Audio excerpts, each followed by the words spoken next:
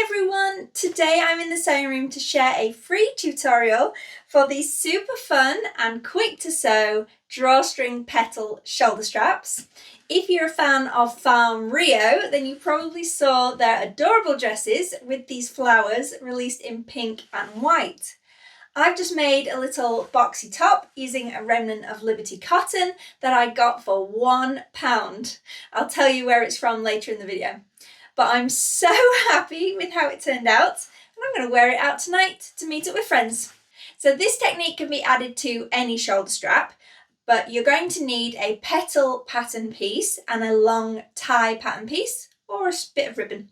The petal pattern piece, say that 10 times fast, is 13 centimeters tall and 5.5 centimeters at the base.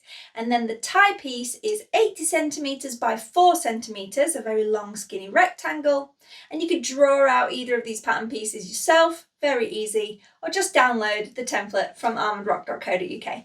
If you'd prefer just to get the entire top pattern, then there's two options. So it's Burda 5638, which is the paper version of this pattern, which includes seam allowance, or head to Burda Styles website in your preferred country language and find the cotton top number 102 from issue 0725, and that's a PDF pattern with no seam allowance. So here's how to make it. You need to cut out 20 petals, aka 10 pairs. I'd recommend using the same fabric for the front and the back of the petals because the reverse will show. Pin them in pairs all the way around the outer edge, leaving the flat base open. I prepped all my petals before moving onto the machine. Each flower is made up of 5 pairs of petals. The template and the dimensions I provided include seam allowance, but you can alter your petal pieces to be bigger or smaller and this method will still work. I'm using a 1 centimeter seam allowance, but you could also use 1.5 or aka 5/8 of an inch. Sew all around the curved edge in a nice smooth action. Lowering your stitch length on your machine can help with this. I use the pads of my fingers to rotate the fabric around by twisting at the wrist. And then life is too short to clip and notch all those curves, so once you have 10 pairs sewn, trim the allowance back with pinking shears. Turn right sides out and then smooth out the curves. I'm using the curved end of my point presser. Then I'm rolling the seam allowance into place before pressing flat with an iron. Take 5 petals and decide which is the right side of each. Place right sides up and take the first one, and you need to mark a small line 1 centimeter in from the side edge and 1 centimeter long. And then place the second petal on top of the first, overlapping to that line and keeping the bottom edge straight. Pin together and then repeat, making sure that the next petal is on top of the previous one.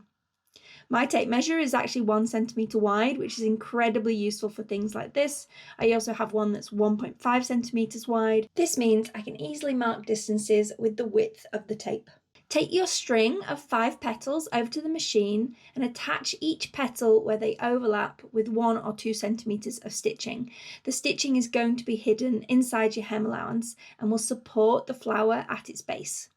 You can get away with 1 row of joining stitches on each petal, but I actually found it much easier to thread the flowers if I sewed 2 lines.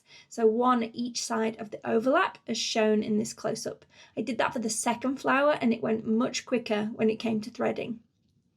Now you've done, flip your string of petals wrong side up and mark the hemline. So I went for 2 centimeters and I double folded that to make a 1 centimeter wide channel. On your machine, edge stitch the channel in place.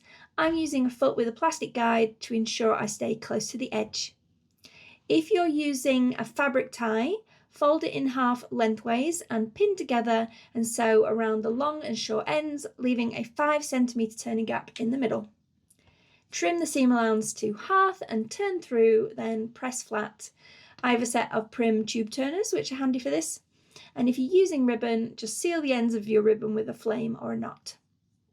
Pass the tie through the channel using a safety pin on one end to help you feed it through. You have to get past the overlapping ends of the petals, which is why stitching them down at each side makes it a bit easier.